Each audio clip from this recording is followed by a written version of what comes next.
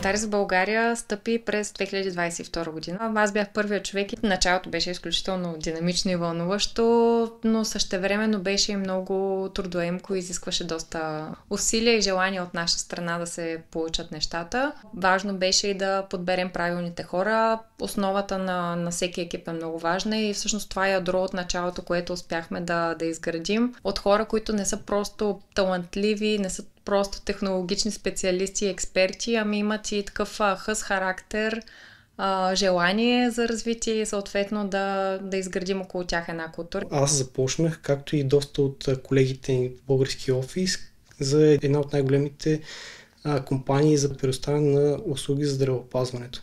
Като идеята им беше да се модернизира, обнови и съответно да мигрираме доста голяма част от услугите им към клауда. Малко след това започнахме и с стажантските програми, като аз участвах в тях като ментор и лектор, в последствие вече и ръководя, в момента тече трета такава.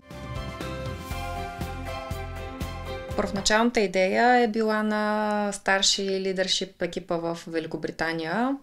Основната цел и стратегия е било разширяване на позициите на компанията в Източна Европа, тъй като ние вече сме имали офисите ни в Молдова, в Румъния, в Украйна. Интересното е, че много държави са били на картата, много държави са били обсъждани, но България е била избрана тогава на първо място, като доколкото знам, основният ни конкурент е била Сърбия, тъй като и тя е известна със своите специалисти, но все пак България води по няколко точки, един от които е и изгонен за компанията, именно повече и повече жени в технологиите, с което България доста води спрямо другите държави. Естествено, възможностите за развитие и всичките университети, които дават възможност не само за текущия талант да влезе в компанията, но и във времето, да кажем след 5-10 години, ние да можем да продължаваме да се развиваме. Абсолютно талантите, които имаме, техния международен опит, изключителен потенциал и говоренето на много различни езици. Това също е за една международна компания, също е важно.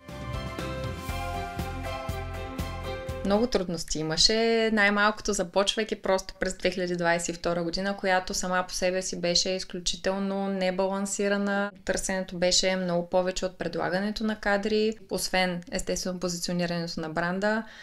Беше важно все пак да се намерят и правилните хора. За да сформираш една компания от самото начало, не може просто да вземеш всеки един човек. Така че ние трябваше да намерим наистина хората, които искат да са предизвикани, искат да се включват в всяка една дейност, дори да не им е в длъжностната характеристика и просто да участват в създаването и в развитието на един нов бизнес, тъй като ние тогава бяхме на, мисля, 14, ставахме точно, да.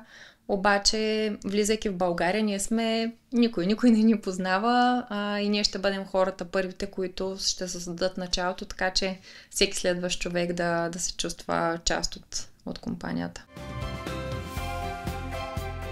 В началото, когато стартирахме, започнахме главно с .NET и Azure, като това беше вследствие на клиентите, в които бяхме assigned. В началото бяхме аз, Веси и още двама колеги. Имахме главно .NET и QA позиции, като с времето екипът и нуждите на фирмата започнаха да се разширяват. Моята гледна точка е пък още по-отрано. Буквално нямаше никой в офиса, в това пространство се налагаше да работя на масата зад мен в кухнята, защото наистина се чувствах сама там сред бюрата. Започнах аз като първи човек, после наехме човек във Варна, съответно, който пък там стана ядрото на екипа, който живи и здрави ще развиваме за бъдеще.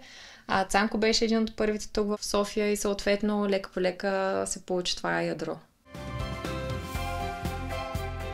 Преди около година и половина вече бяхме придобити от една американска Fortune 500 компания, с която вече възможностите ни се откриха извън Великобритания, тъй като тя е компания, която оперира на световния пазар. Компанията днес е от почти 60 човека екип вече, базиран основно в София, като се стремим да изградим нашите екипи във Варна и в Пловдив. Като там вече имаме около 4-5 човека.